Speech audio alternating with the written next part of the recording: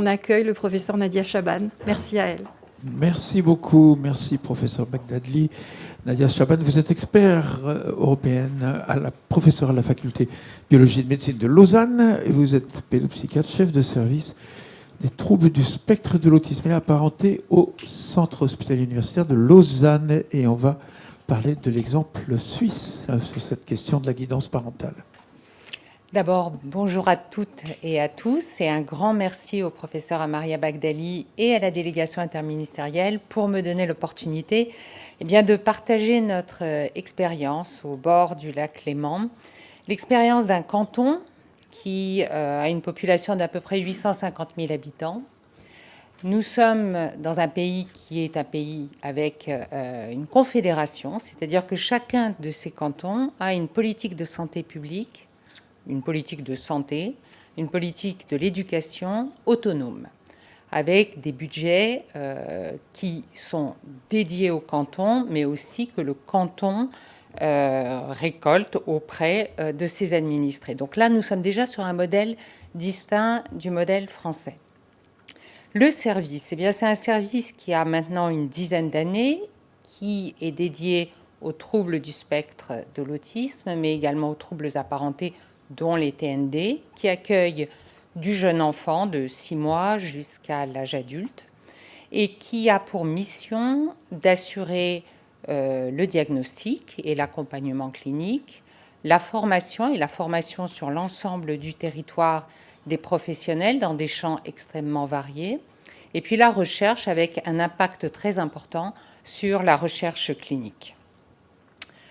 En ce qui concerne notre travail, évidemment, ce que nous souhaitons, mais j'imagine pour tous les intervenants que vous avez écoutés aujourd'hui, c'est d'optimiser au maximum l'accompagnement des enfants, des adultes et de leurs familles, en développant des modèles, je dirais, en accord avec les bonnes pratiques internationales, mais aussi des modèles originaux. On a parlé tout à l'heure de certains modèles qui sont développés en Inde, à New Delhi. Et finalement, quand on y réfléchit, souvent, les pays avec un PIB plus bas, comme ils n'ont pas de ressources, sont amenés à inventer, à créer des modèles beaucoup plus applicables, beaucoup plus implémentables sur l'ensemble des territoires. Dans des pays peut-être plus gâtés par la vie, on a tendance à vouloir développer des structures spécialisées, des structures avec des grandes équipes, etc., etc. Mais très très vite, le principe de réalité va nous rattraper.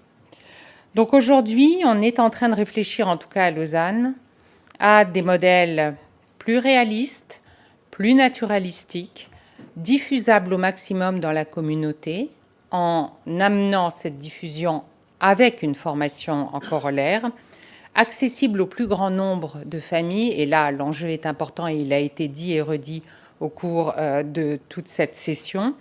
Et puis, notion très importante, individualisée au profil de l'enfant, aux besoins de l'enfant à un moment donné du développement, aux besoins des familles et à la réalité du terrain. Alors, en ce qui concerne les modèles de guidance parentale, vous savez qu'il y a deux types, on l'a dit tout à l'heure, de modèles. Un modèle un peu plus supportif, le support aux parents qui peut se faire via la coordination des soins. Alors pour ce faire, nous avons mis en place des systèmes de case management. Ces case managers qui vont suivre le parcours développemental de l'enfant, intervenir dans la réalisation des soins somatiques, par exemple, mais aussi travailler avec l'ensemble des professionnels entourant l'enfant, que ce soit des pédagogues à l'école, des rééducateurs, pour constituer des réseaux d'accompagnement. Et puis l'autre support parental, qui là va dans cette notion dont on a parlé aussi tout à l'heure, qui est le transfert de connaissances, c'est la psychoéducation. Et le modèle qu'on a choisi à Lausanne, c'est le modèle au-delà du TSA. Alors, on a parlé de modèle groupal, c'est le cas ici, 6 à 10 familles. C'est un modèle qui s'intéresse à des enfants âgés plutôt entre 0 et 8 ans. Et c'est un modèle qui vise vraiment à augmenter les connaissances des parents, à modifier leur stratégie relationnelle avec leur enfant, à réduire le sentiment de stress parental. Alors, si on a une échelle comme ça de stress, on s'aperçoit que finalement, les parents d'enfants ayant un TSA sont les parents les plus stressés. Viennent ensuite, alors c'est très caricatural, mais ça a été démontré, viennent ensuite les parents avec autres TND, dont le TDAH, et puis finalement, les moins stressés directement par leur enfant ou l'état de leur enfant, ce sont les parents d'enfants avec un parcours plus classique. Donc le but, réduire ce stress et augmenter le sentiment de compétence parentale. Alors ça, ce sont pour les modèles de support parentaux. L'autre dimension qui nous intéresse beaucoup, c'est la dimension des thérapies médiées par les parents. Et là, on est dans un modèle finalement de transfert de connaissances, mais mixte. On va avoir deux domaines d'expertise. Le premier domaine, c'est celui des parents. Les parents qui connaissent parfaitement leur enfant, qui connaissent les symptômes délicats, qui connaissent les situations où l'enfant va être en difficulté ou au contraire où on va pouvoir travailler avec lui. Et les parents vont avoir pour mission d'être l'apprenant du professionnel. Le professionnel, en retour, va avoir cette connaissance des méthodes, des stratégies à adopter en fonction des particularités de chaque enfant et des réalités que rencontre la famille. Alors, un des premiers modèles qui a été cité tout à l'heure, c'est le PISDM, ou le modèle d'accompagnement parental dans le cadre du modèle de Denver, qui est un modèle qu'on applique dans nos structures où il y a du Denver, que ce soit du Denver en centre ou du Denver en crèche ou en garderie, où on essaye d'implémenter en situation naturelle, et les parents sont systématiquement accompagnés avec ce type de modèle. Vient ensuite un modèle dont Mario Esperanza nous a parlé, qui est le PACT, qui est un modèle pour lequel on est devenu aussi centre de formation, parce que le choix des modèles implique une certification des professionnels qu'ils mettent en place et implique que l'un au moins de ces professionnels devienne formateur sur le terrain pour optimiser la diffusion des savoirs. Donc là, on est dans le cadre d'un modèle qui vise effectivement, comme on nous l'a dit tout à l'heure, à augmenter la synchronie et l'attention partagée dans la dyade parents-enfants, augmenter du coup les capacités de communication et d'interaction de l'enfant.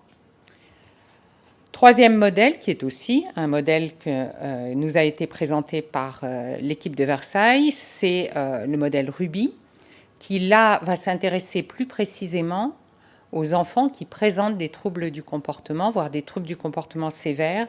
Et le but du jeu, c'est de travailler avec les parents pour modifier la réponse comportementale de ces enfants. Là, ce modèle, il est souvent mis en place pour des enfants préscolaires, mais il peut aller jusqu'à l'adolescence.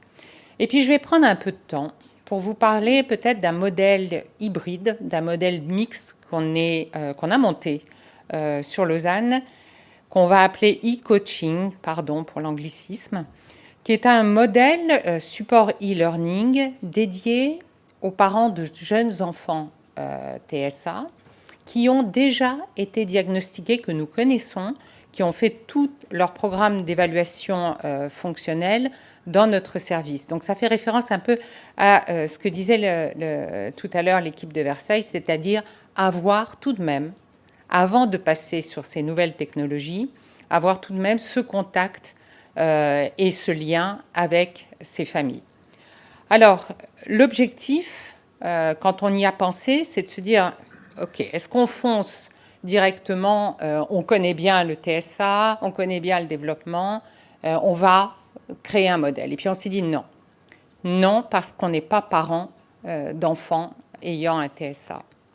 Et que là-dedans, encore une fois, apprenons à nous mettre dans la place de celui qui est en apprentissage. Donc ce modèle, il a été construit avec les familles et avec les pères aidants afin de répondre, je dirais, au plus précis, et je mets des guillemets, aux besoins de ces familles. Comment ça se présente?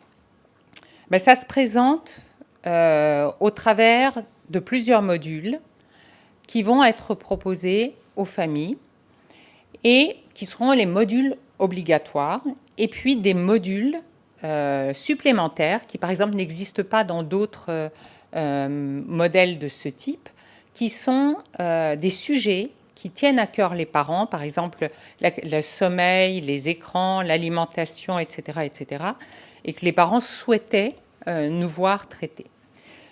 Ces modules, ils vont être proposés aux familles avec, je dirais, un agenda particulier. Chaque mois, les familles vont travailler sur 2 modules. Alors ça peut être un module indispensable et un module supplémentaire. Si les parents ne rencontrent pas ce type de difficulté, ils peuvent faire 2 modules obligatoires. Et puis, il va y avoir un débriefing par mois. Ce débriefing par mois, il peut se faire soit en visio, soit en direct, si les parents souhaitent avoir un contact direct avec l'équipe. Tout dépend de leur capacité à se déplacer et de leur timing, de leur agenda. Et puis à côté de ça, à côté de ce e-learning, eh bien, il va y avoir des tâches à réaliser, parce que là, le parent est apprenant, avec des exercices, avec des vidéos à faire, avec un transfert de ce matériel auprès de notre service, et avec la potentialité à chaque fois de pouvoir contacter le service quand on est en difficulté. Je l'ai dit, le module dure à peu près, dans sa globalité, 6 mois. Ce que je vous propose, c'est de découvrir une petite partie de ce module, et notamment sur la dimension de la communication. Alors là, j'ai choisi une petite partie qui est « Comment j'aide mon enfant à communiquer par le corps ». Donc ici, on est sur le module « J'aide mon enfant à communiquer avec le corps ». Je vous montre sur la gauche, tous les modules ont une structure similaire avec quelques questions pour commencer, un petit peu de théorie sur la thématique du module et ensuite les stratégies et les techniques proposées dans ce module. À la fin, le parent peut faire un petit quiz pour évaluer ses nouvelles connaissances et pour finir, ils sont proposés des tâches à domicile pour s'exercer ainsi que des documents qu'il peut imprimer à la maison. Donc les questions sont vraiment pour que le parent puisse réfléchir à la thématique, donc ici à la thématique de la communication non verbale de son enfant. Donc il n'y a pas de bonne ou de mauvaise réponse, on lui demande de voir est-ce qu'il peut décrire comment son enfant communique de manière non verbale. Est-ce que par exemple, il arrive que son enfant utilise la main de cette manière pour faire comprendre quelque chose. Donc sur les aspects théoriques, dans chaque module, on va un petit peu expliquer le thème du module en essayant de l'illustrer au maximum par des photos comme ici, avec des contenus interactifs où le parent doit cliquer pour lire ici par exemple en quoi consiste la communication non verbale, beaucoup d'images pour illustrer les propos. Et puis voilà par exemple ici une trame pour expliquer comment le développement de l'enfant se fait, de la communication de l'enfant se fait au travers des âges de manière non verbale et verbale. Ensuite, l'objectif du module est décrit et puis s'ensuivent les différentes stratégies. Donc ici, par exemple, il y a 3 stratégies sur ce module: choisir des gestes, créer des opportunités et apprendre les gestes. Pour chacun de ces stratégies, vous allez voir différentes techniques qui sont détaillées et qui sont illustrées par des petites vidéos réalisées avec des professionnels ou des parents, comme par exemple ici.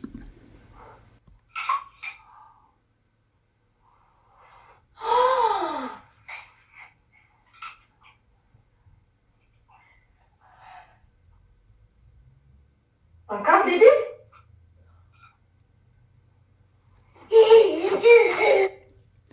Donc là, par exemple, on explique tout simplement la stratégie de faire une petite pause pour que l'enfant redemande les bulles par un contact visuel.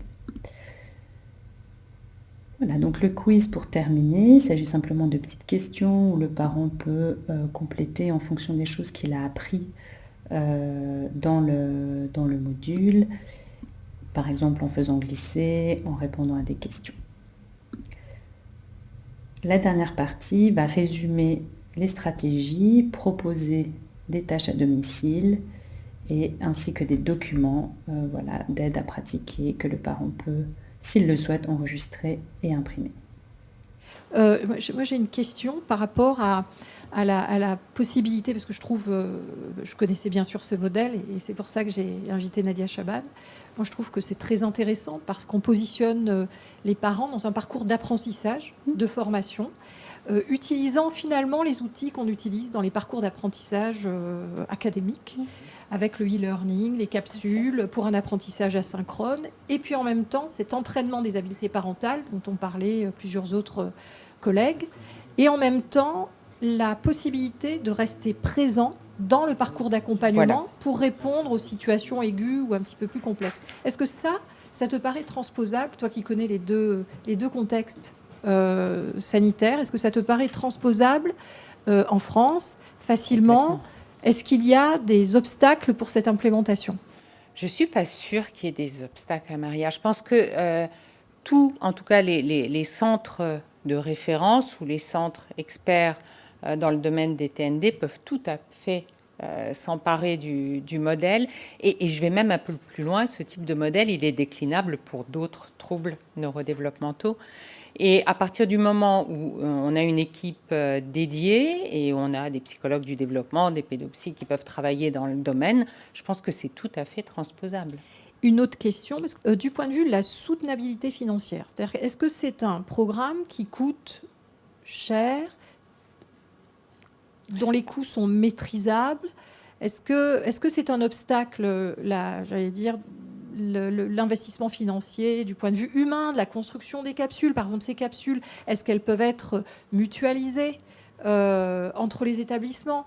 Cette mutualisation a-t-elle un coût? Est-ce qu'il faut payer le copyright comme on le fait? C'est ce qui était évoqué tout à l'heure par les collègues pour d'autres méthodes. Est-ce que c'est quelque chose de facile, difficile, dont on peut parler? C'est une question qu'il faut aborder. Ce modèle, il a été mis en place au sein de l'université. Donc maintenant, il y a toute une politique particulière qui doit être mise en œuvre pour le partage. Nous, notre but, c'est que le modèle soit partagé au maximum.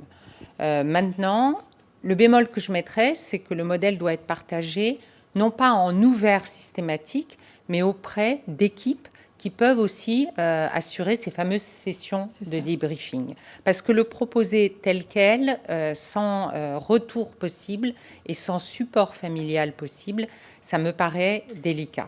Et puis, je vais peut-être anticiper, pour dire que finalement, il va falloir... Alors, je pense que c'est un outil parfaitement utilisable comme ça aujourd'hui, mais ce que je souhaiterais, c'est vraiment que cet outil soit quand même validé. Et pour ce faire, on est quand même dans cette démarche scientifique, dans un essai comparatif randomisé, qui va comparer le modèle avec le modèle PACT et avec des enfants qui sont suivis avec des interventions plus habituelles. Et on a un peu poussé les choses jusqu'à dire on va avoir des variables, certes des variables comportementales, des variables aussi auprès des parents, le sentiment de compétence parentale, le bien-être parental, la qualité des interactions avec l'enfant mesurée chez les parents. Est-ce que l'enfant évolue bien en fonction de certaines variables aussi et certains tests développementaux et cognitifs? Et puis une variable qui est là, une variable biologique mesurable et objective, qui est l'eye tracking, les tracés d'eye tracking, mais c'est un eye tracking monté sur la tête. Comment ça se passe? J'aurais pu aussi proposer une autre vidéo, mais visiblement, ça se passe mal, mes vidéos. Comment ça se passe? C'est un système de petits casques légers avec 2 caméras, ce système de casque est posé sur la tête de l'enfant. Une caméra va mesurer la direction du regard de l'enfant et combien de temps l'enfant regarde quelque chose. L'autre petite caméra va mesurer l'environnement. Et évidemment, on va poser la même caméra sur l'un des parents et on va observer la qualité de la relation, la qualité du regard, la qualité de l'interaction, le dynamisme de la dyade qui se met en place. Et là, ça nous permettra, à 3 temps différents de l'étude, de mesurer l'évolution et de savoir si on est dans une démarche pertinente ou pas. Mais la suite des événements, je pourrais vous la présenter quand on terminera un peu l'analyse de ces données. Alors, on peut le commenter, Allez. bien sûr, on va le commenter. Alors voilà, on va faire un... Alors, comment sont construits tous ces modules? Ils sont construits d'abord à partir d'informations qui sont données aux parents, d'informations un peu plus générales. Par exemple, ici, la communication, comment est-ce qu'un enfant communique, comment est-ce que mon enfant communique, et on va donner des exemples en fonction de chaque étape du développement. Ensuite, on peut, alors je vais peut-être pas respecter complètement la vidéo, mais c'est pas grave. On peut ensuite agrémenter le propos de petits films où on va apprendre à l'enfant, aux parents, pardon, à interagir avec l'enfant pour faciliter justement toute la dimension de communication non verbale. Et on va être sur des stratégies de modeling, de coping, et aussi sur des stratégies développementales où on va essayer d'adhérer au maximum aux intérêts de l'enfant pour faciliter, comme dans le modèle de Denver, sa participation au modèle. Et puis, l'étape suivante, ça va être de faire ce que vous avez fait pendant toute la journée, des petits quiz qui vont vérifier un petit peu votre compréhension du module sur lequel vous avez travaillé, et puis qui vont vous orienter après vers des fiches résumant un petit peu l'ensemble de ces connaissances et vers des petits exercices, voire même des vidéos à faire que vous nous transmettez dans un deuxième temps. Et puis, la personne qui travaille avec vous en tant que coach bilatéral rentrera en contact avec vous et puis pourra travailler, comme cela se fait dans le modèle du pacte, sur les documents qui ont été adressés. Donc voilà un petit peu, c'est dommage qu'on n'ait pas le son, mais voilà un petit peu comment se construit l'ensemble de ce module. Peut-être pour une prochaine fois, la prochaine fois où on aura nos résultats pour la validation du modèle. Merci beaucoup. Une question. Est-ce que cette approche en distanciel, qui s'appuie sur des vidéos, sur une certaine forme d'autonomie des parents, y compris au niveau numérique, garantit l'accès aussi à des familles, c'est quelque chose qui se répète assez régulièrement dans les questions, à des familles qui n'ont peut-être pas... il y a quand même une fracture numérique qui peut exister. Est-ce que ces familles-là sont débarquées de ce genre de programme distanciel? Enfin, c'est la question que je te pose et que j'aurais posée également tout à l'heure à Mario Speranza. Il y a aussi la question de la langue, de la maîtrise de la langue. Oui. Avec, tout à l'heure, on évoquait le fait que il peut y avoir des personnes qui ne maîtrisent pas ou qui ne maîtrisent pas suffisamment le français, en l'occurrence. Donc, comment on fait dans ces situations-là? C'est une question qui est posée par des internautes. Mais c'est des questions très pertinentes. Les familles qui sont les plus en difficulté sont généralement les familles que nous incluons dans des modèles plus physiques. Je veux dire, les familles sont prises en charge dans le centre.